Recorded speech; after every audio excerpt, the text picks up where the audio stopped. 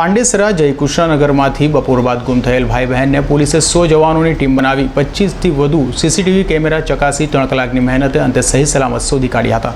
4 વર્ષીય છોકરા અને 6 વર્ષીય બાળકીને શોધવા મદદ કરનાર મહિલા અને યુવકને પોલીસે રોકડ ઇનામ પણ આપ્યું હતું। પાંડેસરામાંથી ગુમ થયેલા બાળકો અંગેની ઘટનાની માહિતી આપતા એસીપી જે.કે. પંડ્યાએ જણાવ્યું હતું કે પાંડેસરામાં તેરીનામ રોડ પર જયકૃષ્ણનગરમાં રહેતા રમેશ બાબુલાલ વિશ્વકર્મા વેસુમાં સલૂનમાં કામ કરે છે। તેની સંતાનમાં 3 પુત્ર અને 1 પુત્રી છે।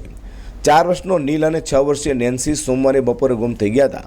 શોધખોળ કરવા છતાં તે ન મળતા પરિવાર પાંડેસરા પોલીસ સ્ટેશનમાં ફરિયાદ આપી હતી।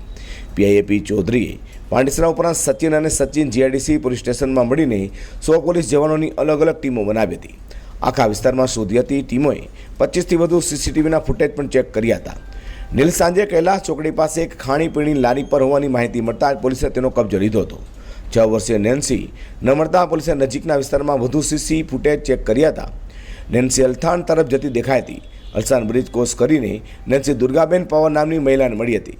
સીસીટીવી ફૂટેજના આધારે દુર્ગાબેન સુધી પહોંચી પોલીસે નેન્સીને પોતાના કબજામાં લીધી હતી। પોલીસે દુર્ગાબેનને 2000 અને નીલ વિશે માહિતી આપનાર બ્રિજેશ નામના યુવકને 1000 રૂપિયાનું ઇનામ આપ્યું હતું।